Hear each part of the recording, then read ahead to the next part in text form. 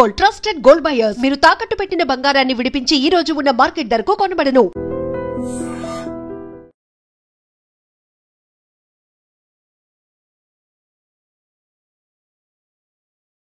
వి gold trusted gold buyers. మీరు తాకట్టు పెట్టిన బంగారాన్ని విడిపించి ఈ రోజు ఉన్న మార్కెట్ ధరకు కొనబడను.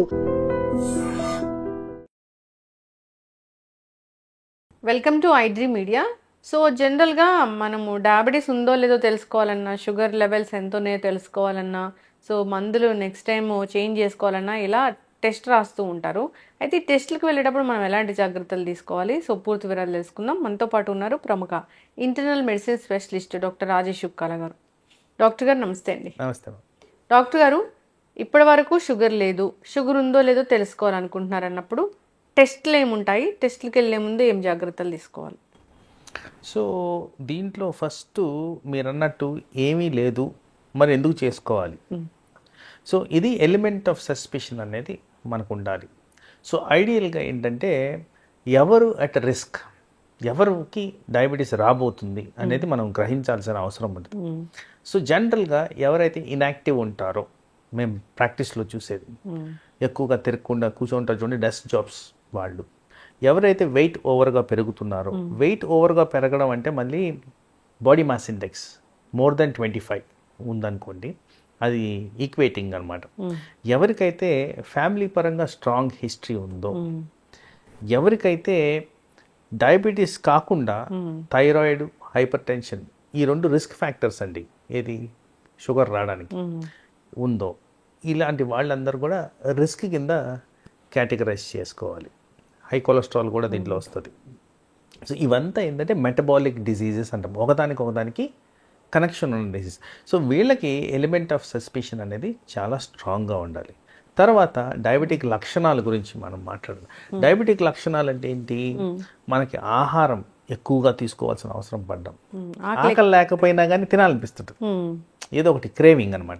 పర్టికులర్గా cold substance like ice cream తినడం, కూల్ డ్రింక్స్ తాగడం, స్వీట్స్ తినాలనిపించడం, క్రేవింగ్ బాగా ఉంటుంది. ఇదివరకన్నా ఎక్కువగా క్రేవింగ్ ఉంటుంది. అది తిన్నప్పుడు మళ్ళీ దాహం అనేది పెరిగిపోవడం, సో నీళ్ళు ఎక్కువగా తాగడం, అలాగే యూరినేషన్ ఎక్కువగా ఉండడం, ఫ్రీక్వెంట్గా టాయిలెట్కి వెళ్ళి రావడం, తర్వాత ఇవన్నీ తిన్న తర్వాత నీరసంగా ఉండడం, బాగా ఎక్కువగా నీరసం, చేత కాదు అసలు ఏం చేయకపోతే రావడానికి కూర్చో ఉంటారు. సో ఇవన్నీ కాన్సిక్వెన్స్ ఏమవుతుంది, వెయిట్ బాగా పెరిగిపోతూ వస్తారు. జెనైటల్ ఏరియాస్, ప్రైవేట్ ఏరియాస్లో ఇన్ఫెక్షన్స్ రావడం, అది హీల్ కాకపోవడం, ఎన్ని మందులు వాడినా కానీ టెంపరీగా తగ్గడం, మళ్ళీ రావడం, ఇలాంటివన్నీ జరిగినప్పుడు high index of suspicion sugar ఉందనేది మనం తెలుసుకోవాలి. ఇవి ఉన్నప్పుడు గ్రహించాల్సిన అవసరం ఉంది. అయితే ఇప్పుడు మనం ఏం టెస్టులు చేసుకోవాలి, ఎలా చేసుకోవాలి? సో నేను అన్నట్టు ఈ అసోసియేటెడ్ కండిషన్స్ ఉన్నప్పుడు వాటిని కూడా మనం డయాబెటిక్ స్క్రీనింగ్లో ఇంక్లూడ్ చేసుకోవాలి. కొలెస్ట్రాల్ది ఒకటి, బ్లడ్ ప్రెషర్ది ఒకటి, అలాగే థైరాయిడ్ డిసీజ్ ఒకటి, ఇవన్నీ మ్యాండేటరీగా మనం ఎగ్జామిన్ చేసుకోవాల్సి వస్తుంది. దాంతోపాటు మార్నింగ్ టైము షుగర్ తినక ముందు, తర్వాత తినిన తర్వాత 2 అవర్స్కి, తర్వాత ఈ 3 నెలల యావరేజ్ HbA1c అంటాం, అది గ్లైకోసిలేటెడ్ హీమోగ్లోబిన్ టెస్ట్, వీటితో పాటు కొలెస్ట్రాల్ది, సో యూరిన్ ఎగ్జామినేషన్.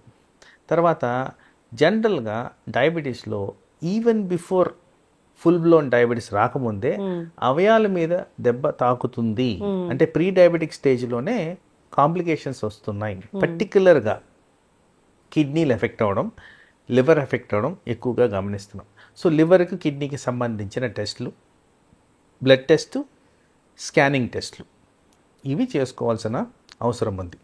అయితే ఇక్కడ ఒక కరెక్షన్, నా క్లినికల్ ప్రాక్టీస్లో నేను గమనించింది, 11 గంటలకు వస్తారు, సార్ మేము ఏమి తినలేదు, ఇప్పుడు చేయించుకుంటాం టెస్ట్లు అంటారు.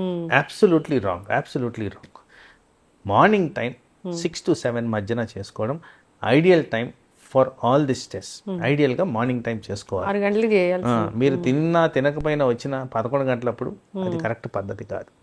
తర్వాత చాలామందికి ఒక అపోహ ఏంటంటే ఈ టాబ్లెట్లు వేసుకొని చేసుకోవాలన్నా, టాబ్లెట్లు వేసుకోకుండా చేసుకోవాలి. ఫర్ ఎగ్జాంపుల్ షుగర్ లేదు కానీ థైరాయిడ్ డిసీజ్ ఉంది, ఆ థైరాయిడ్ టాబ్లెట్ వేసుకోవాలన్నా లేదా అనేది అన్నప్పుడు, సో థైరాయిడ్ డిజీజ్ ఉన్నప్పుడు థైరాయిడ్ ట్యాబ్లెట్ వేసుకోవడం వల్ల మనకు నష్టం లేదు, షుగర్ లెవెల్స్ ఏం ఫ్లక్చువేట్ అవ్వవు. ఏం కావు, వేసుకోకపోయినా నష్టం లేదు, ఒక్కరోజు మిస్ అయినందుకు ఏం ప్రాబ్లం లేదు.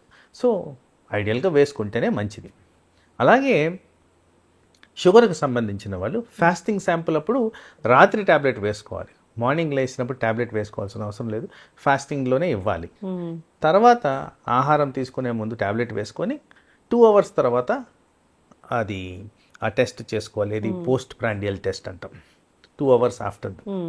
తర్వాత ఇంకొక అపోహ ఏంటంటే HbA1c టెస్ట్, ఈ టెస్ట్ ఫాస్టింగ్లోనే చేయాలన్నా అంటారు. లేదు, ఎనీ టైం చేసినా నడిచిపోద్ది. సో ఐడియల్గా ఇట్లాంటి టెస్టులు చేసుకుంటున్నప్పుడు మార్నింగ్ శాంపుల్ ఇచ్చేస్తే ఆల్మోస్ట్ అన్ని టెస్టులు except for post lunch sugar తప్ప మిగతావన్నీ అయిపోతాయి. సో అందుకోసం 6 to 7 మధ్యన ఐడియల్గా మీరు టెస్ట్ ఇచ్చేస్తే proper critical analysis of diabetes వస్తుందా రావట్లేదా అనేది గ్రహించాల్సిన అవసరం ఉంటుంది అక్కడ. ఓకే, సో HbA1c మీదే డిపెండ్ అయి ఉంటుందా మందులు రాయడం అనేది కొత్తగా వచ్చిన వాళ్ళకి? HbA1c is a marker for organ complication. అవయాల మీద ఎంత ఒత్తిడి రాబోతుంది అని చూపెట్టేదే HbA1c. వాస్తవానికి షార్ట్ టర్మ్ ఇంట్రీమ్ కంట్రోల్ చూసేది fasting post lunch, long term control చూసేది HbA1c. Ideal figure for HbA1c for anybody 6.5 నుంచి 7 మధ్యన మెయింటైన్ అయితే ఐడియల్ నంబర్. ఫాస్టింగ్ షుగర్ అనేది 100, పోస్ట్ లంచ్ షుగర్ అనేది 160. ఒక 10% అటు ఇటు వేరియేషన్ ఉన్నా కానీ పర్వాలేదు, ఇది ఐడియల్ సినారియో. ఇప్పుడు HbA1c 9-10 అసలు వస్తానే ఉంటే అది వస్తుందంటే ఎక్కడో మనం కరెక్ట్గా దాన్ని అనలిటికల్గా చూడట్లేదు అనేది. ఎందుకంటే అది డైరెక్ట్గా ఆర్గన్ మీద ఇంపాక్ట్ చూపిస్తుంది కాబట్టి దాన్ని త్వరగా తగ్గించడం అనేది చాలా important criteria in terms of diabetes management. పర్టికులర్గా లైఫ్ లాంగ్ అది డిసీజ్ ఉండబోతుంది కాబట్టి దాన్ని ఎంత త్వరగా మనం దాన్ని అరికట్టితే మనకు ఆర్గన్ కాంప్లికేషన్స్ రాకుండా కాపాడుకోవచ్చు. పర్టికులర్గా ఈ డయాబెటిక్ పేషెంట్స్లో హార్ట్, కిడ్నీస్ ఎక్కువగా ఎఫెక్ట్ అవ్వడం గమనిస్తున్నాం, ఐ కూడా ఎక్కువ అవుతుంది. కాబట్టి ఈ వైటల్ ఆర్గన్స్ని సేవ్ చేసుకోవడానికి 100% HbA1cని కంట్రోల్లో ఉంచుకోవడం అనేది చాలా ఇంపార్టెంట్ క్రైటీరియా. ఓకే, అయితే డాక్టర్ గారు HbA1c ఎక్కువగా ఉంటే ఫ్యూచర్లో ఈ ఆర్గన్ డ్యామేజ్ అవుతుంది అనేది మనం గమనించుకోవాల్సిన అవసరం ఉంది. ఎక్కడైతే HbA1c కంట్రోల్ అవ్వట్లేదో దాని గురించి శ్రద్ధగా డాక్టర్ని సంప్రదించి దానికి తగ్గ చర్యలు ఏం తీసుకోవాలనేది మనం కన్సిడర్ చేయాలి. ఒకసారి షుగర్ వస్తే మందులు జీవితాంతం వాడాల్సిందే. ఇన్ జనరల్ మనం షుగర్కి ఆరిజిన్ ఎక్కడి నుంచి వస్తుంది? ఆహారం తీసుకున్న దగ్గర.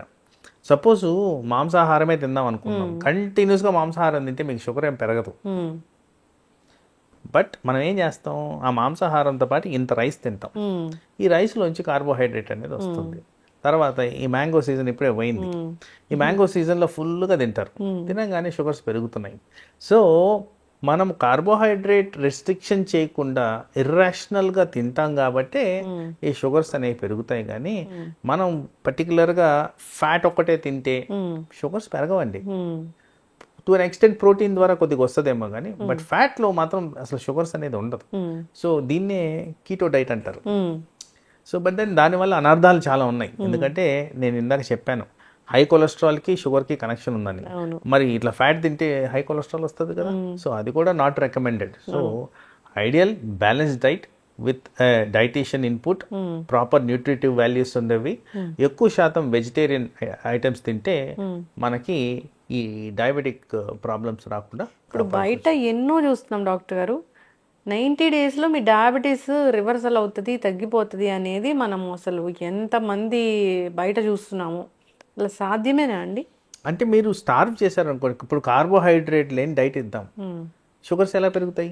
ఇంకా అంటే 90 days కాదు, ఇంకా జీవితాంతం అదే. అలా మెయింటైన్ చేయగలిగితే షుగర్స్ ఇప్పుడు డైరెక్ట్గా అందరికి తెలిసిన విషయం ఏంటంటే షుగర్ అంటే కార్బోహైడ్రేట్, కార్బోహైడ్రేట్ అని తీసేస్తే షుగర్ రాదు, simple fact. So alternative mechanisms బాడీలో ఉంటాయి. సో దాంతో సర్వైవల్ అనేది కష్టం. సో అందుకోసమే బ్యాలెన్స్ డైట్ అనేది correct. Balance diet under the guidance of expertise తీసుకుంటే అది correct way of dealing with sugar on long term basis. మీ వీడియోలో కామెంట్లో రాయడం జరిగింది, టెస్టుల గురించి. ఇప్పుడు షుగర్ ఉంది, మరి నెక్స్ట్ మెడిసిన్ రాయాలి అంటే, ప్రిస్క్రైబ్ చేయాలి డాక్టర్ అంటే, సో టెస్ట్ అనేది మళ్ళీ కంపల్సరీ అవసరం. ఒక 3 మంత్స్కో 6 మంత్స్కో టెస్ట్ రాస్తారు అన్నప్పుడు, సో వీళ్ళు ట్యాబ్లెట్ వేసుకుని టెస్ట్కి వెళ్ళాలా లేకపోతే ఎలాగా? సో ఐడియల్గా ఇప్పుడు మనం అక్కడ ఏం చూస్తున్నామంటే మనం చేసిన పద్ధతులకి ఏం రిజల్ట్ వస్తుంది. షుగర్ డయాగ్నోజ్ అయింది, మందులు పెట్టాము, మందులతో పాటు వివిధ రకాల థింగ్స్ చెప్తాం మేము. ఎక్సర్సైజ్ చేయాలి, డైట్ కంట్రోల్ చేయాలి, వెయిట్ తగ్గాలి, ఇలాంటివన్నీ చెప్పినప్పుడు దీన్ని మనం మళ్ళీ అనలైజ్ చేసేటప్పుడు ఎలా మనకి రెస్పాన్స్ ఉంది, ఆ రెస్పాన్స్లో మన మెడిసిన్స్ కూడా ఎలా పనిచేస్తున్నాయి చూసుకోవాలి. కాబట్టి మెడిసిన్ వేసుకొని టెస్ట్ చేసుకోవడం అనేది డాక్టర్ గారు ఏదైతే విధంగా చెప్పారో, జనరల్గా మేము చెప్పేది బ్రేక్ఫాస్ట్ కన్నా ముందు తీసుకోమని చేద్దాం, అలా తీసుకొని తర్వాత టెస్ట్ చేసుకోవడం అనేది కరెక్ట్ పద్ధతి. అయితే ఇప్పుడు ట్యాబ్లెట్ వేసుకొని టెస్ట్ చేయించుకున్న డాక్టర్ గారు, సో అది చాలా కంట్రోల్లో ఉన్నట్లుగా వచ్చింది అన్నప్పుడు ట్యాబ్లెట్స్ మళ్ళీ ఉంటాయా? కంట్రోల్ వచ్చింది అంటే ట్యాబ్లెట్ మూలాన వచ్చింది.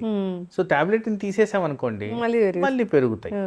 సో ఇక్కడ కంట్రోల్ అనేది ఏ విధంగా ఉందనేది కూడా మనం అక్కడ మాట్లాడుకోవాలి. జనరల్గా మీరు ఈ ల్యాబ్ రెఫరెన్స్ వాల్యూస్ చూస్తే 140 నుంచి 200 పోస్ట్ లంచ్ వాల్యూ అని ఇస్తారు. సో అందుకోసమే 160 ఇస్ ద ఐడియల్ నంబర్ అని నేను చెప్తున్నాను. ఇప్పుడు సపోజ్ ఈ 140 వల్ల చాలా మందికి వీక్నెస్ అనేది అనిపిస్తుంది. సో అక్కడ కొద్దిగా రిలాక్సేషన్, పేషెంట్కి ఉన్న సమస్య బట్టి రిలేటివ్గా హైపోగ్లైసెమియా ఏమైనా ఫీచర్స్ వస్తున్నాయా అని చెప్పి అక్కడ కొద్దిగా రిలాక్సేషన్ ఇస్తాం. కానీ కంప్లీట్గా మందులు ఏదో కంట్రోల్ వచ్చేసింది కదా అని ఆపడం అనేది చాలా పెద్ద పొరపాటు. ఇప్పుడు ఇన్నేళ్ల సర్వీస్ మీది, ఎన్నో పేషెంట్స్ని చూసుంటారు, పూర్తిగా మందులు మానేసి తగ్గిపోయింది షుగర్ వీళ్ళకి అనేది ఏమైనా ఉన్నారా పేషెంట్స్? అసలు సహజంగా అయితే జరగదండి ఇది. కాకపోతే ఎక్సెప్షనల్ ఏరియాస్ ఏంటంటే కొంతమంది ప్రీ డయాబెటిక్ స్టేజ్లో ఉంటారు. ఈ ప్రీ డయాబెటిక్ స్టేజ్లో ఉన్న వాళ్ళకి అప్పుడప్పుడు ఏం జరుగుతుందంటే విపరీతమైన స్ట్రెస్, మానసిక ఒత్తిడి అవ్వచ్చు, ఫిజికల్ స్ట్రెస్ అవ్వచ్చు, ప్రెగ్నెన్సీ లాంటి కండిషన్స్ అవ్వచ్చు, కొన్నిసార్లు మేమే స్టెరాయిడ్ మందులు ఇస్తుంటాం. ఈ కారణాల వల్ల కాస్త ఇంట్రీమ్లో షుగర్ పెరిగేదానికి ఆస్కారం ఉంది. ఎప్పుడైతే ఈ షార్ట్ పీరియడ్ ఆఫ్ స్ట్రెస్ కానివ్వండి, నేను చెప్పిన మార్పులు కానీ జరిగినప్పుడు షుగరు ఎక్కువగా పెరిగి మందులు పెట్టాల్సి వస్తుంది. కొన్నిసార్లు ఇన్సులిన్ కూడా పెడుతుంటాం. ఎప్పుడైతే ఈ ప్రాబ్లం రివర్స్ అయిపోద్దో, లైక్ ప్రెగ్నెన్సీ నార్మల్ అయిపోవడం, ఇన్ఫెక్షన్ తగ్గిపోవడం, స్ట్రెస్ తగ్గిపోవడం, ఇన్యాక్టివిటీ తగ్గిపోవడం, స్టెరాయిడ్ యూసేజ్ లేకపోవడం, ఇలాంటివి జరిగినప్పుడు ఆటోమేటిక్గా షుగర్ లెవెల్స్ తగ్గిపోతుంటాయి. కాబట్టి వేళల్లో మందులు మానేయడం అనేది జరుగుద్ది. కానీ జనరల్గా నార్మల్ డయాబెటిక్గా ఎవాల్యుయేట్ చేస్తే it's usually life long disease. మనకి న్యాచురల్ పద్ధతుల్లో ప్లస్ మెడికల్ పద్ధతుల్లో కూడా ఇది కంట్రోల్ చేయాల్సిన అవసరం అయితే ఉంటుంది. షుగర్ ఉన్న వాళ్ళు ఒక 4 పదార్థాలు అసలు ముట్టుకోకూడదు అంటే ఏముంటాయి డాక్టర్? షుగర్ ఉన్న వాళ్ళు 4 పదార్థాలు ఫస్ట్ షుగరే. సో వీళ్ళల్లో కామన్గా నేను చెప్పాను చూడండి, షుగర్కి బ్లడ్ ప్రెషర్కి అసోసియేషన్ ఉందని. సో సాల్ట్ అవాయిడ్ చేయాలి. మన దేశంలో రైస్ ఎక్కువగా తింటాం కాబట్టి రైస్ కూడా దాని కింద, ఎనీ రైస్, బ్రౌన్ రైస్ కూడా. అంటే మీరు ఇందాక అడిగారు చూడండి, కార్బోహైడ్రేట్స్ మొత్తం తినకపోతే ఏమవుతుందంటే షుగర్ కంట్రోల్కి వస్తుంది. సో రైస్ని ఎంత లిమిట్ చేసుకుంటే అంత బెటర్గా రిజల్ట్స్ అయితే చూస్తామండి. అది ఫిజికలీ పాసిబులా కాదా అనేది ఇండివిజువలైజేషన్ బట్టి ఉంటుంది. చాలా మందికి ఇంకా అది తినకపోతే మేము ఎందుకు సార్ అంటాం. అవును. సో పేషెంట్ సాటిస్ఫాక్షన్ గురించే అది ఏ రైస్ అయినా కానీ డెఫినెట్లీ షుగర్ని అయితే పెంచుద్ది. ఎందుకంటే దాంట్లో ఉన్నది కార్బోహైడ్రేట్, అది బ్రౌన్, బ్లాక్, గ్రీన్, రెడ్ ఏదైనా కావచ్చు. బట్ షుగర్ని అయితే పెంచే విధంగానే రైస్ పనిచేస్తుంది. కాబట్టి దాన్ని ఎంత కంట్రోల్లో ఉంచుకుంటే అంత బెటర్. ఈ మధ్య క్వినోవా, క్వీన్వా ఇలా చెప్తున్నారు కదా, అది మంచిదేనా డాక్టర్? సో మీరు అగైన్ ఇక్కడ ఏంటంటే వీటిలన్నిటి మిల్లెట్స్ కింద కన్సిడర్ చేస్తాం. సో మిల్లెట్స్లో ఏమవుతుందంటే కార్బోహైడ్రేట్ వాల్యూస్ తక్కువగా ఉంటాయి. కానీ మీరు ఇక్కడ అర్థం చేసుకోవాల్సింది ఏంటంటే మెంటల్ సాటిస్ఫాక్షన్ వస్తుందా. ఇప్పుడు మేము ఎందుకు జీవించాలనే క్వశ్చన్ రాకూడదండి అక్కడ. ఇంకా ముందు స్ట్రెస్ పెరిగిపోతుంది, అన్నం బదులు ఇది తింటున్నామే అన్న ఫీలింగ్. చాలా మంది ఎక్స్ప్రెస్ చేసిన టైమ్స్ ఉన్నాయి, సార్ ఏంటి సార్ ఇదంతా సంపాదించి మేము ఎందుకు. సో కొద్దిగా యాక్సెప్టెన్స్, రిలాక్సేషన్ అనేది జరగాలి. కానీ టు అన్ ఎక్స్టెంట్, నాకు మామిడి పళ్ళ సీజన్ వచ్చేసింది మామిడి పళ్ళు తినేస్తానంటే అది కరెక్ట్ కాదు. ఎప్పుడో ఒకసారి ప్రసాదం లాగా తీసుకోవడంలో తప్పు అయితే లేదు.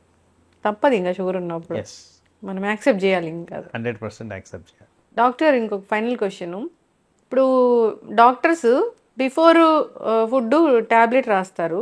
చాలా మంది అట్లా ట్యాబ్లెట్ వేసుకుంటే మాకు కడుపులో తిప్పుతుందని తర్వాత మళ్ళీ యాసిడిటీ ఇలాంటివి వస్తూ ఉన్నాయి, మేము దాన్ని అసలు బేర్ చేయలేకపోతున్నామని ఆఫ్టర్ ఫుడ్ తీసుకుంటూ ఉంటారు. పనిచేస్తుందా అండి ట్యాబ్లెట్? సో సహజంగా ఏంటంటే ఎక్కువ శాతం ప్రాక్టీస్లో నేను గమనించింది, వీళ్ళకి already sensitivity of the stomach ఉంటుంది. బహుశా ముందు వాడుతున్న మందుల వల్లనో వాళ్ళకున్న ఫుడ్ హ్యాబిట్స్ వల్లనో ఏదో విధంగా సెన్సిటివిటీ అయితే ఉంటుంది. సో అవసరమైన చోట మెట్ఫార్మిన్ని తొలగించి, చాలా రకాల మెడిసిన్స్ ఉన్నాయి, మెట్ఫార్మిన్ రూట్ కాజ్ కాబట్టి దాన్ని తొలగించి చేయొచ్చు.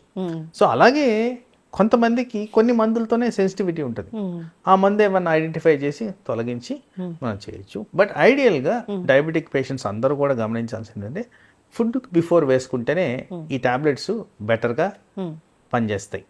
అందుకోసం వీలైన చోట ఫుడ్కు ముందే వేసుకోండి.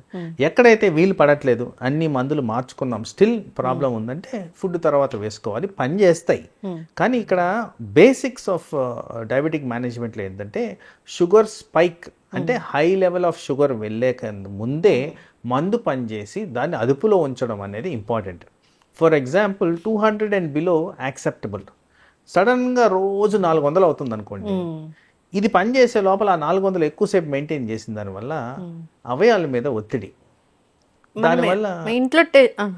దానివల్ల ఆర్గన్ ఇంపాక్ట్ జరుగుద్ది. కాబట్టి objective of management of diabetes organ పాడవకుండా కాపాడడం కాదు, కాబట్టి అది అధిగమించకుండా చూసుకోవడం అనేది ఇంపార్టెంట్. అందుకోసం బిఫోర్ ఫుడ్ అని చెప్తాం.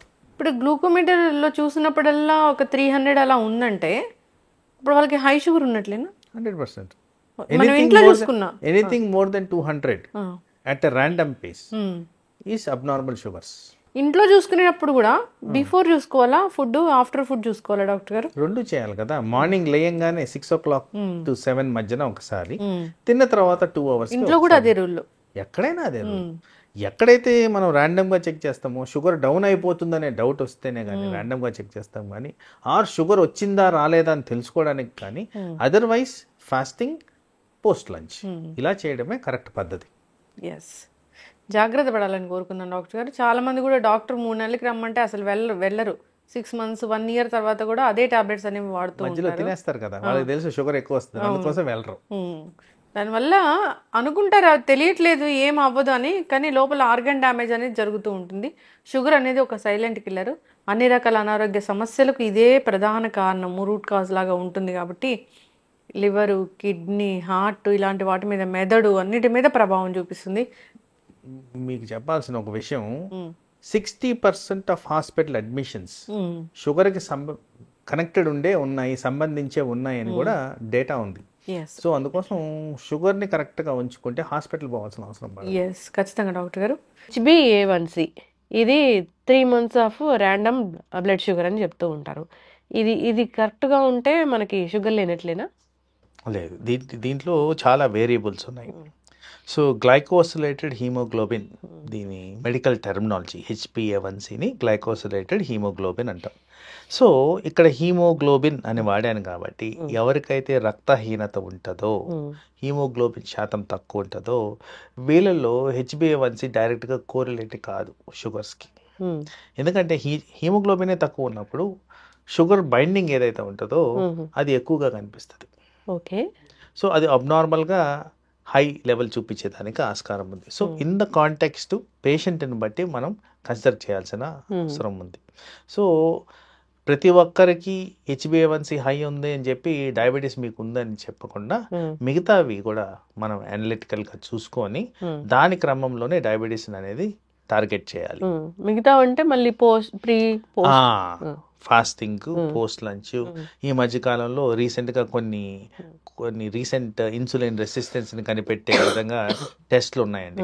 అవి కూడా చేసుకొని పర్టికులర్గా ఫస్ట్ టైం డయాగ్నోసిస్ ఉన్నప్పుడు అవన్నీ కన్ఫర్మ్ చేసుకొని ట్రీట్మెంట్ ఇవ్వడం అనేది జరగాల్సిన అవసరం ఉంది. ఓకే, అంటే HbA1c అనేది అసలు ఎంత లెవెల్ ఉండాలి డాక్టర్ గారు? ఐడియల్ సినారియో లెస్ దెన్ 5, 5.7 నుంచి 6.5 వరకు pre diabetes. Okay, 6.5 and above is diabetes. 7 ఉంది. 7 ఉంటే డయాబెటీస్ ఉన్నట్టు. మరి ఈ కాంటెక్స్లో ఇది ట్రూ పిక్చర్ అయినా కాదా, ఏమైనా రక్తహీనత ఉందా, ఇలా ఫాస్టింగ్ పోస్ట్ లంచ్ నార్మల్ ఉన్నాయా లేవా, ఇలాంటివన్నీ కూడా గమనించుకోవాలి. తర్వాత HbA1c టెస్ట్ చేసే కిట్లు కూడా కరెక్ట్గా ఉన్నాయా, ఎక్స్పైరీ కాకుండా ఉన్నాయా, దాన్ని కరెక్ట్గా స్టోర్ చేయాల్సిన విధానంలో ఉన్నాయా. సో అందుకోసమే డైరెక్ట్గా HbA1c మీదే రిలై కాకుండా మిగతా టెస్టులు కూడా కన్ఫర్మ్ చేసుకుంటే మనకి ఇది కరెక్ట్గా డయాగ్నోసిస్ వచ్చేదానికి ఆస్కారం ఉంది. తరచుగా నా దగ్గరికి పేషెంట్స్ వస్తుంటారు, సడన్గా HbA1c కనిపించిందండి, దీన్ని ఎలా చేయాలి అని. వాళ్ళల్లో మేము చూస్తున్న క్లినికల్ ప్రాక్టీస్లో ఆ ఫాస్టింగ్ పోస్ట్ లంచ్ నార్మల్గా ఉండడం, లేకపోతే ఇది చూసి అనవసరంగా ట్యాబ్లెట్లు స్టార్ట్ చేసి వాళ్ళు లో షుగర్తో ప్రజెంట్ అవ్వడం, ఇలాంటి ఫ్రీక్వెంట్గా గమనిస్తుంటాం. కాబట్టి డయాగ్నోసిస్ అనేది ప్రాపర్గా కాస్త ఓపిక బట్టి చేసిన దానివల్ల పేషెంట్కి అనర్థాలు రాకుండా మనం కాపాడుకోవచ్చు. ఇప్పుడు ఇంటికి వచ్చి టెస్ట్ తీసుకునే వాళ్ళు అది కరెక్ట్గా వస్తుందా డాక్టర్ గారు, లేదా అక్కడ ల్యాబ్కి వెళ్ళి ఇచ్చింది కరెక్ట్గా వస్తుందా? సో ఇన్ జనరల్గా ఆ స్పెసిమెన్ ప్రాసెసింగ్ టైం అనేది చాలా ఇంపార్టెంట్ అవుద్దండి. ఇప్పుడు ఇంటికి వచ్చి తీసుకెళ్తున్నారు, దాన్ని ఎంత త్వరగా ప్రాసెస్ చేస్తున్నారు, ఎంత సేఫ్గా దాన్ని తీసుకెళ్తున్నారు, దాని స్టోరేజ్ కరెక్ట్గా ఉందా లేదా, సో ఇలాంటివన్నీ కూడా ఇక్కడ ఫ్యాక్టర్స్. సో ఆ ఫ్యాక్టర్స్లో మనకి వాళ్ళు ఎంత మేనేజ్ చేస్తున్నారనేది ఎవరికి ఐడియా లేదు. కాబట్టి దాని గురించి చెప్పడం కాస్త కష్టమే. కానీ ఐడియల్గా ల్యాబ్లో వెళ్ళి ఇస్తే ఆల్వేస్ బెటర్ రిజల్ట్స్, ఎందుకంటే త్వరగా ప్రాసెసింగ్ ఉంటుంది కాబట్టి. అయితే డాక్టర్ గారు, మరి ఈ తిన్న తర్వాత తినక ముందు షుగర్ లెవెల్స్ కనిపించాయి అన్నప్పుడు, ఇది కూడా ఎక్కువగానే ఉంది HbA1c లెవెల్ అన్నప్పుడు, వెంటనే మందులు స్టార్ట్ చేయాల్సిన అవసరం ఉంటుందా డయాబెటీస్లో? మందులు స్టార్ట్ చేయకముందు కొన్ని లేయర్స్ ఆఫ్ థింగ్స్ చేయాలి. ఫస్ట్ నేను చెప్పినట్టు నిర్ధారణ చేసుకోవడం, ఇది నిజంగానే అబ్నార్మల్ రికార్డింగ్గా కాదు. రెండోది, మనం న్యాచురల్ పద్ధతులు ఏమైనా ట్రై చేసామా లేదా. అంటే ఇప్పుడు మ్యాంగో సీజన్ అయిపోతుందండి, విపరీతంగా తింటారు చాలా మంది. బార్డర్ లైన్లో ఉన్న వాళ్ళందరికీ కూడా షుగర్స్ పెరిగేదానికి ఛాన్స్ ఉంది, ఎందుకంటే దాంట్లో ఉన్న స్వీట్నెస్ అలాంటిది కాబట్టి.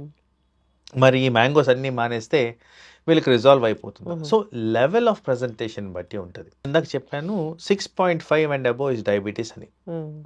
కరెక్ట్గా 6.5, 7 మధ్యన వచ్చారనుకోండి, వాళ్ళకి కాస్త లెవరేజ్ ఇచ్చి మనం న్యాచురల్ పద్ధతులు ట్రై చేయొచ్చు. అదే HbA1c 12 వచ్చింది అనుకుందాం, వీళ్ళల్లో మనం కంపల్సరీగా ట్రీట్మెంట్ ఇవ్వాల్సిన పరిస్థితి, ఎందుకంటే it's very very high, double the normal level. So అందుకోసం పేషెంట్ కాంటెక్స్ట్ బట్టి ఇది కన్సిడర్ చేయాల్సిన అవసరం ఉంటుంది. అలాగే ఒక హార్ట్ డిజీజ్ పర్సన్ ఆర్ ఏదైనా మేజర్ అవయవం ఎఫెక్ట్ అయ్యే పర్సన్ ఉన్నారనుకుందాం, వీళ్ళల్లో బార్డర్ లైన్ డయాబెటీస్ కనిపించినా కానీ, బికాస్ డయాబెటీస్ కారణంగా అవయాల మీద ఒత్తిడి ఉంటుంది కాబట్టి దాన్ని వెంటనే మనం అడ్రస్ చేయాల్సిన అవసరం ఉంటుంది. సో పేషెంట్ కండిషన్, ఆ కాంటెక్స్ట్, ఆ ఉన్న ప్రాబ్లం ఏంటి, దాని క్రమంలో దీన్ని అప్రోచ్ అవ్వాలి. So it's more of practical value. So దీనికి డిక్టమ్ లాగా ఈ టెక్స్ట్ బుక్లో 1, 2, 3 లాగా కాకుండా పేషెంట్ కండిషన్ బట్టే మా అప్రోచ్ అనేది మేము మార్చుకోవాల్సిన అవసరం. ఏజ్ని బట్టి కూడా మనము ఈ HbA1cని కన్సిడర్ చేస్తామా? ఏజ్ని బట్టి కూడా కన్సిడర్ చేస్తాము, ఎందుకంటే నేను ఇందాక రక్తహీనత గురించి చెప్పాను, ఎక్కువగా విమెన్ గురించి చెప్పాను. వయసు పైబడిన వాళ్ళలో కూడా పోషకాహారాల లోపాలు వివిధ రకాలుగా ప్రజెంట్ అవుతాయి కాబట్టి వాళ్ళలో కూడా రక్తహీనత వచ్చేదానికి ఆస్కారం ఉంది కాబట్టి దాన్ని కూడా ఉద్దేశించి మేము చూసుకోవాలి. ఇప్పుడు ఇంతవరకు ఇన్నేళ్ల సర్వీస్లో మీరు ఎంతో కాలంగా ఉన్నారు, అయితే ఎవరికైనా షుగర్ వచ్చి పూర్తిగా తగ్గిపోయింది అనేది ఉందా డాక్టర్ గారు? అంటే ఇక్కడ చూడండి, చాలా మందికి అర్థం కాని అంశం ఏంటంటే స్ట్రెస్ కారణంగా షుగర్ వస్తుంది. ఎవరికైతే విపరీతంగా స్ట్రెస్ ఉంటుందో షుగర్ వస్తుంది. సో స్ట్రెస్ అనేది ఏంటంటే ఇన్ఫెక్షన్ స్ట్రెస్సే, మానసిక ఒత్తిడి కూడా స్ట్రెస్సే, నిద్ర లేకపోవడం కూడా స్ట్రెస్సే. ఇలాంటి వాళ్ళల్లో ఏదన్నా టెంపరీగా ప్రాబ్లం వచ్చిన వాళ్ళల్లో మేబీ ఫర్ 2-3 months షుగర్ కనిపించి మళ్ళీ కనపడకపోవడం అనేది జరుగుద్ది. బట్ ఇన్ జనరల్ ప్రాక్టికల్గా చూసుకుంటే ఒకసారి షుగర్ వస్తే అది జీవితకాలం వచ్చినట్టే. వెరీ వెరీ రేర్ ఇన్స్టెన్సెస్ లో ఈ టెంపరీ ట్రాన్సిషన్ అనేది మీరు చాలా మటుకు వినుంటారు, ప్రెగ్నెన్సీలో వస్తుందని మళ్ళీ పోయిందని. వీళ్ళలో కూడా చాలా ఎక్కువ శాతం మందికి లాంగ్ టర్మ్ డయాబెటిక్స్ రావడం అనేది శాస్త్రపరంగా స్టాటిస్టికల్ డేటా పరంగా కూడా ఎవిడెన్స్లు ఉన్నాయి. కాబట్టి ఇన్ జనరల్ ఒక్కసారి వస్తే అది ఎప్పుడు వెంటాడుతూనే ఉంటుంది. మందులు వాడితే మంచిది, బెటర్. అండ్ మందులు వాడడం పక్కన పెట్టేసి చాలా మంది ఏంటంటే మళ్ళీ చెక్ చేసుకోరు. ఆ చెక్ చేసుకోవడం ఇంపార్టెంట్, ఫస్ట్ స్టెప్ అది. ఎస్, చక్కగా చెప్పారు డాక్టర్ గారు. ఎన్నాళ్ళకి ఒకసారి అంటే 3 monthsకి ఒకసారి యావరేజ్గా ఈ హెచ్బిఏవన్సీ సరిపోతుందా, లేదా మళ్ళీ ఏమైనా పెరిగినట్లు ఉందా అనిపించి మళ్ళీ చేసుకోవచ్చా? అంటే ఇక్కడ ఎంత ఫ్రీక్వెంట్గా చేయడం అనేది కాదు, కానీ పేషెంట్ సిచ్యువేషన్ ఏంటి అనేది చూసుకోవాలండి. హెచ్బిఏవన్సీ ఆర్గన్ డ్యామేజ్కి డైరెక్ట్ మార్కర్. అది హైగా ఉంటే అవయాలు ఎఫెక్ట్ అవుతాయి, ఇది రుజువులు. సో సపోజ్ ఒక పర్సన్కి 12 ఉందనుకుందాం, మనం ప్రతి 3 నెలలకు ఒకసారి చెక్ చేసుకుంటూ దాన్ని తక్కువ చేసుకోవడం అనేది ఇంపార్టెంట్ క్రైటీరియా. అదే ఇంకో పర్సన్కి 6.5 ఉందనుకుందాం, రెండోసారి చేసాం అప్పుడు కూడా 6.5 ఉందనుకోండి, జనరల్లీ ఫ్రీక్వెన్సీ కాస్త పెంచేస్తామా, ఊరికే చెక్ చేయాల్సిన అవసరం లేదు, ఎందుకంటే వాళ్ళ స్టెబిలిటీ ఉంది. పేషెంట్ కాంటెక్స్ట్ బట్టే ఎంత ఫ్రీక్వెంట్గా చేయాలి, ఏమి మార్పులు వస్తున్నాయి అని గమనించుకొని దాని క్రమంలో టెస్ట్లు అనేది అడ్వైజ్ చేయడం జరుగుతుంది. ఇప్పటి వరకు షుగరే లేదు అంటే ఎంత ఏజ్ ఉన్న వాళ్ళు ఎట్లాంటి ఈ షుగర్ టెస్టులు చేయించుకోవాలి, ఎంత ఫ్రీక్వెంట్? జనరల్ రికమెండేషన్స్ అగైన్, ఇది వరకు 35 years అండ్ అబవ్ కంపల్సరీ సంవత్సరానికి ఒకసారి చెక్ చేసుకోండి అని. ఇప్పుడు ఈ మారుతున్న కాలంలో ఈ వెస్టర్నైజేషన్ ప్రోగ్రాంలో నేను 20 సంవత్సరాలకే చెప్తున్నా. 20 yearsకి పర్టికులర్గా రిస్క్ ఫ్యాక్టర్స్ ఎక్కువ ఉన్న వాళ్ళకి, రిస్క్ అంటే ఏంటి, ఫ్యామిలీలో ఉంది, ఊబకాయం ఉంది, ఇన్యాక్టివిటీ ఉంది, అలాంటివి ఏమైనా మార్కర్స్ వచ్చినప్పుడు కంపల్సరీ 20 సంవత్సరాల నుంచే ఇది మానిటర్ చేయడం బెటర్ అని మేము గమనిస్తూ ఉన్నాం. అదే there is a lot of transition ఈ దీంట్లో. ఫిక్స్డ్ గైడ్ లైన్స్ కాకుండా ఫ్లెక్సిబిలిటీ అనేది అవసరం ఇక్కడ. ఇప్పుడు ఇంకేదో చిప్ లాంటిది వచ్చింది పెడుతున్నారు షుగర్ మానిటర్ చేయడానికి అంటున్నారు, ఏంటి డాక్టర్ గారు అది? ఇది కంటిన్యూస్ గ్లూకోజ్ మానిటరింగ్ అనేది స్మాల్ డివైస్ కనుక్కున్నారు. సింపుల్ డివైస్, ఈ చేతి మీద దాన్ని అటాచ్ చేస్తారు, దానికి ఒక కంప్యూటర్ కనెక్షన్ ద్వారా షుగర్ మానిటరింగ్ డైరెక్ట్గా మీ ఫోన్కి మానిటరింగ్ వచ్చేస్తుంది. About 14 days of continuous monitoring ఉంటుంది. సో మనకి హెచ్చుతగ్గులు ఎక్కడ జరుగుతున్నాయి, దీన్ని ఎలా మార్చుకోవాలనేది చాలా ఎఫెక్టివ్గా మనకి గైడెన్స్ ఇస్తుంది. సో అది డెఫినెట్గా డయాబెటిక్ పేషెంట్స్లో అందరికీ రికమెండ్ చేయాల్సిన ఇన్స్ట్రుమెంట్ అది. ఓకే, కరెక్ట్గా వస్తాయి వాల్యూస్ అనేవి. Absolutely correct. And time to time variation వస్తుంది కాబట్టి ఇప్పుడు మనము 2 సార్లు చెక్ చేసి వచ్చేసి ఇది బాగుంది అని అనేది డిసైడ్ అయిపోతున్నాం. అయినా కానీ హెచ్బిఏవన్సీ ఎక్కువ వచ్చింది, ఎందుకు వచ్చింది సార్ అంటారు. సో అలాంటి పరిస్థితుల్లో ఇలాంటి సీజీఎం పెట్టుకుంటే ఏ టైంలో ఎక్కువ అవుతుంది అనేది క్లియర్గా చూపించేస్తుంటుంది. కాబట్టి ఆ విధంగా మందులు కూడా అడ్జస్ట్ చేయడానికి మాకు ఈజీగా డైరెక్షన్స్ దొరుకుతాయి. ఎస్, చక్కటి ఇన్ఫర్మేషన్ డాక్టర్ గారు. చాలామంది కూడా హెచ్బిఏవన్సీ ఒకసారి నార్మల్ ఉంటుంది, కానీ తర్వాత వేరే టెస్టులు చేస్తే కనుక షుగర్ ఉన్నట్లుగా తెలుస్తూ ఉంటుంది. మీరు చెప్పిన విధంగా జాగ్రత్తలు తీసుకోవాలని కోరుకుందాము. So post lunch fasting blood sugar ఇలాంటివి చెక్ చేసుకుంటే కనుక కరెక్ట్గా ఉంటుంది. అది డాక్టర్ చెప్పిన విధంగా మందులు వాడుకోవాలి. సో మనకు నచ్చినట్లుగా తగ్గిపోయింది లేని చాలా మంది కూడా డాక్టర్ 2 టాబ్లెట్లు రాస్తే 1 టాబ్లెట్ వేసుకునే వాళ్ళని ఇప్పటికీ మనం చూస్తూ ఉన్నాం. మేజర్ ఇష్యూ అది. నాకు ఈ డోస్ ఎక్కువైపోయింది అని వాళ్ళంతరకు వాళ్ళు మానేసే వాళ్ళని కూడా మనం చూసాము. వీళ్ళలో ఇంకొకటి ఏంటంటే డాక్టర్ గారు, చాలా అతి నీరసం కూడా వస్తూ ఉంటుంది. ఇప్పుడు డయాబెటిక్ పేషెంట్స్లో టాబ్లెట్స్ వేసుకుంటే చాలా నీరసం అయిపోవడం కూడా మనం గమనిస్తూ ఉంటాము. దానికి ఏమైనా రెమెడీస్ ఉంటాయా? సో ఇక్కడ 2-3 థింగ్స్ అండి, మీరు చెప్పింది చాలా ప్రాక్టికల్ థింగ్. అండ్ అనవసరంగా పేషెంట్స్ కాంప్లికేషన్స్ ఫేస్ చేయడం మేము గమనించాము.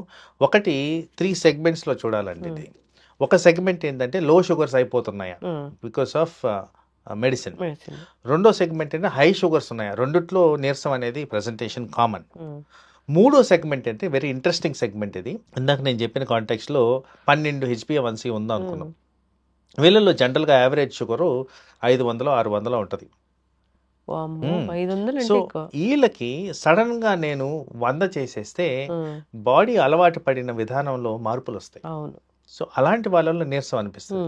సో ఇలాంటిది చెక్ చేసుకొని క్రమ పద్ధతుల్లో తగ్గిస్తే ఈజీగా ఇలాంటి ప్రాబ్లమ్స్ ని నివారించుకో. డాక్టర్ తినకముందు టాబ్లెట్ వేసుకోమంటే అలా వేసుకోవడం వల్ల, టాబ్లెట్ తీసుకోవడం వల్ల మాకు కళ్ళు తిరుగుతున్నాయని తిని వేసుకునే వాళ్ళని కూడా మనం చూసాం డాక్టర్ గారు. అబ్సల్యూట్లీ చాలా మిస్గైడెన్స్ ఉంది. పనిచేస్తుంది అంటే గుడ్డిలో మెల్ల. సో బేసికలీ ఐడియల్ చెప్పిన విధంగా వేసుకుంటే డోసేజ్ రిక్వైర్మెంట్ తగ్గిపోతుంది అండ్ కంట్రోల్ బెటర్గా వస్తుంది. కానీ మన వాళ్ళు అనుకూలంగా మార్చేసుకుంటారు కాబట్టి దానివల్ల అనవసరమైన high doses, side effects, target reach అవ్వకపోవడం ఇలాంటివన్నీ జరిగేదానికి ఆస్కారం ఉంది. ఎస్, చక్కటి ఇన్ఫర్మేషన్ డాక్టర్ గారు. కంటిన్యూ చేద్దామండి. డయాబెటీస్ గురించి చాలా చాలా డౌట్సే ఉంటాయి. ఇంకా ఇన్సులిన్ గురించి కావచ్చు, మందుల గురించి కావచ్చు, టెస్టుల గురించి కావచ్చు, అసలు రాకుండా జాగ్రత్తల గురించి ఈ సిరీస్ కంటిన్యూ చేద్దాం. చక్కటి ఇన్ఫర్మేషన్ డాక్టర్ గారు, ధన్యవాదాలు. నమస్తే. Sir, one life lesson what medicine has taught you. Whatever you can do without expecting. But I really believe మన పాజిటివ్ యాటిట్యూడ్ ఉంటేనే మనం ఏదైనా సాధించగలం. గట్ని మనం కరెక్ట్గా డీల్ చేసినట్లయితే అది మనకి పాజిటివ్ హార్మోన్స్ని రిలీజ్ చేస్తుంది. షుగర్ వచ్చిన వాళ్ళ పరిస్థితి ఏంటి? పొట్ట దగ్గర పెరిగితే దాన్ని ఆండ్రాయిడ్ అంటారు, ఆండ్రాయిడ్ ఫోన్ కదా. అసలు థాట్స్ ఎందుకు వస్తాయి? బ్రెయిన్ డెడ్ అంటే దానికి ప్రపంచం అంతా కూడా కొన్ని నిర్దిష్టమైనటువంటి లక్షణాలు ఉంటాయి. మానసికంగా ధైర్యంగా ఉంటే క్యాన్సర్ జయించవచ్చు. You are a doctor for a cause sir, అంతే. వాళ్ళకి వచ్చిన ఆదాయం కాకుండా ఫ్రీ సర్వీస్ ఎంతమందికో చేస్తారు.